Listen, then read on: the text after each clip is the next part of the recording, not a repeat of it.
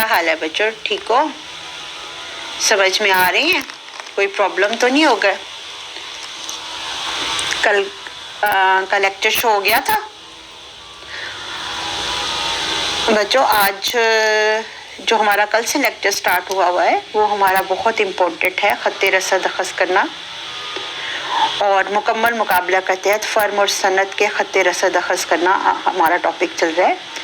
कल हमने मुकम्मल मुकाबला के तहत फर्म का अरसा कलील का खत्ते रसद अखज़ करना पढ़ा था, जिसमें हमने देखा था कि चूंकि अरसा कलील में मुख्तलिफ फर्मों के हालात में फ़र्क पाया जाता है, तो कोई फर्म जो है वो गैर मामूली मुनाफा कमाती है, कोई मामूली मुनाफा, कोई मामूली नुकसान होती है, कोई बार बंद होने की सूरत हाल होती है।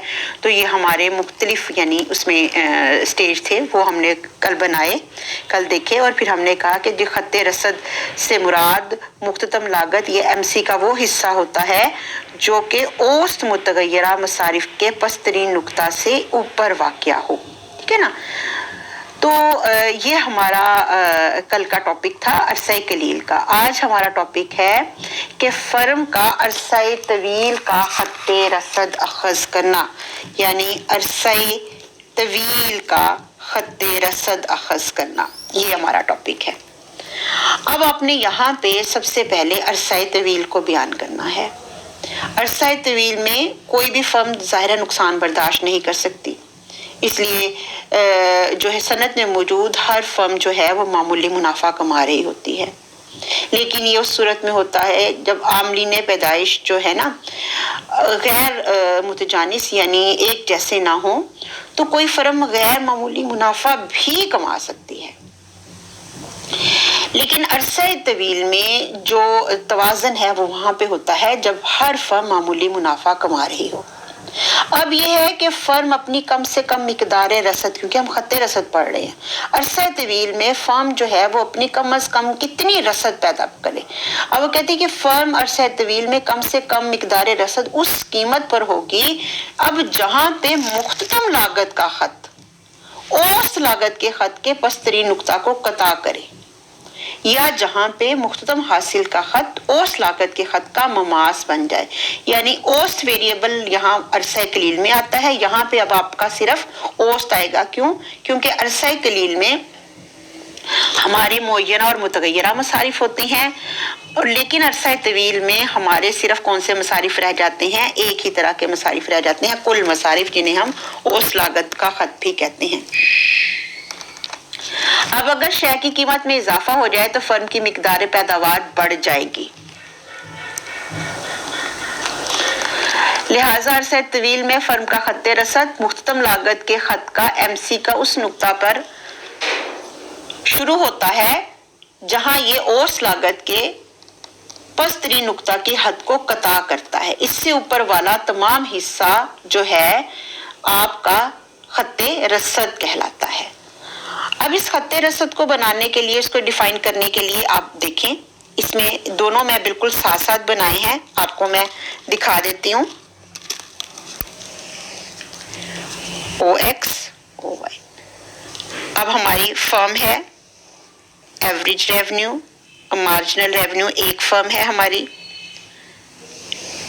फिर एवरेज रेवेन्यू, मार्जिनल रेवेन्यू जब हमारे बढ़ जाते हैं P1, फिर हमारा average revenue, marginal revenue P'। अब ये देखिए यहाँ पे हमारा जो हमारी स्टार्टिंग पॉइंट फर्ज कीजिए हमने ये ली, तो यहाँ हम जो अपना बनाएंगे ये हमारा खत बनेगा। एवरेज कॉस्ट कौन सा? लॉन्ग पीरियड का। ये हमारा इक्विलिब्रियम आएगा, यहाँ पे हमारी क्वांटिटी आएगी।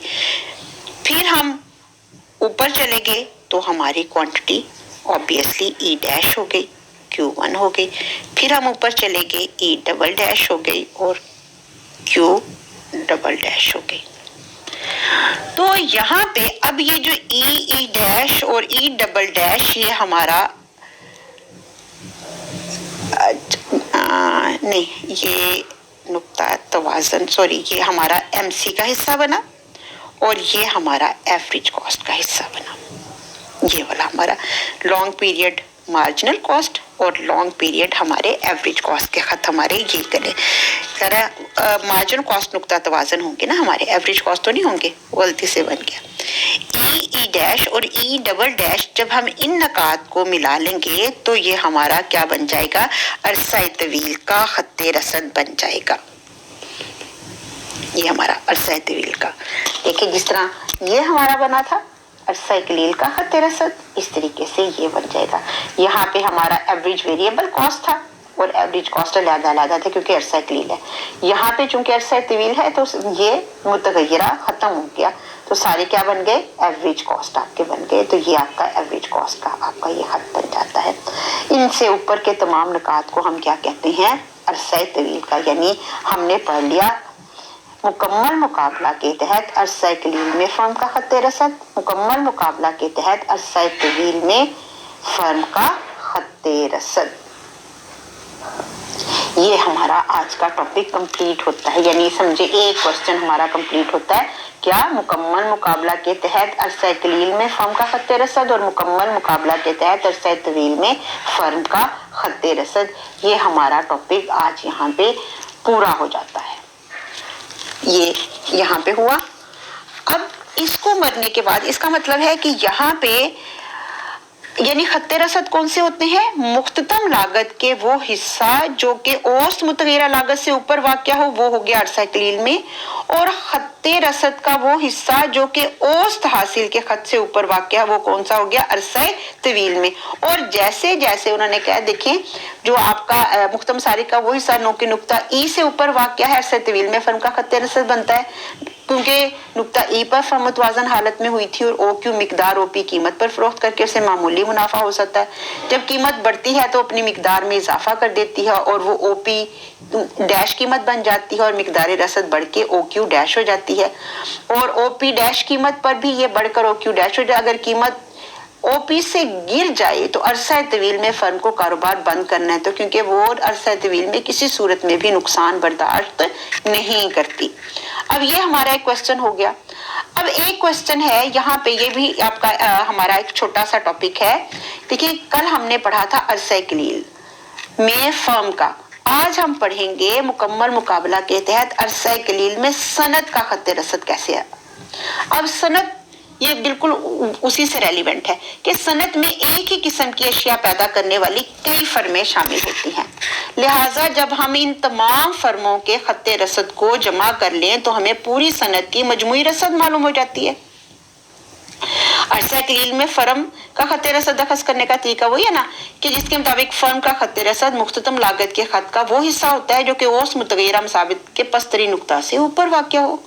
बस जब सनद में मौजूद तमाम फर्मों के मुख्तलिफ मसारिफ के खतूत एमसी के इस हिस्से को हम जमा कर लेंगे जो कि इसके औसत मुतगय्यरा मसारिफ के खतूत के पसरी नुक्ता से ऊपर वाक़या हो, तो आपका क्या तैयार हो जाएगा, पूरी सनद का खत्ते रसद तैयार हो जाएगा।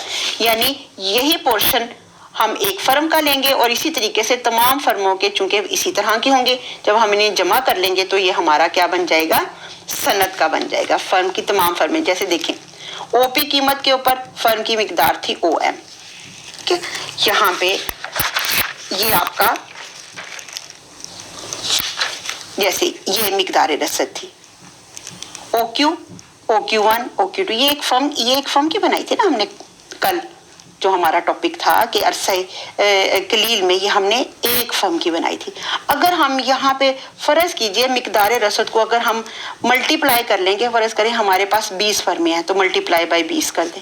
अगर हम सपोज कर लें हमारे पास 50 फर्में हैं तो मल्टीप्लाई बाय हम 50 कर लें, तो ये आपका बन गया कि एक आपकी कीमत, यानी अब आपने जब इनको बनाना है, अगर आप इसको अलहदा से बनाएंगे, ज़ाहिर ऑब्वियसली आपने अलहदा से बनाना है OX OY, अब आपको ये सारी फर्म बनाने की ज़रूरत नहीं है।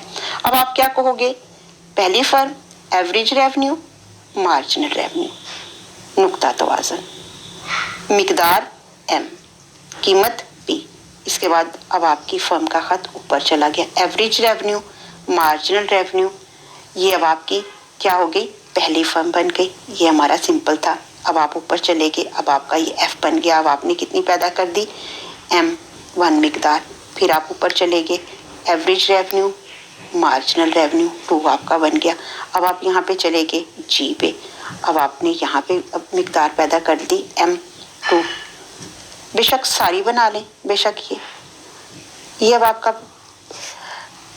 ये शॉर्ट पीरियड सप्लाई कर्व बनेगा, लेकिन किसका बनेगा? सनद का, सनद का खत्ते रसद अहकस होगा। अब आपने क्या करना है, आपने कहना है ये एक फर्म का है, OM एक फर्म की मिकदार है, हम दिखाना चाह रहे हैं 50 मल्टीप्लाई बाय 50 कर दे। ये एक फर्म की मिकदार है, हम 50 फर्मों की दिखाना चाहते हैं, आप इसको मल्टीप्लाई बाय 50 कर दे। OM2 हम 50 फर्मों की दिखाना चाह रहे हैं, आप इसको मल्टीप्लाई बाय 50 कर दें।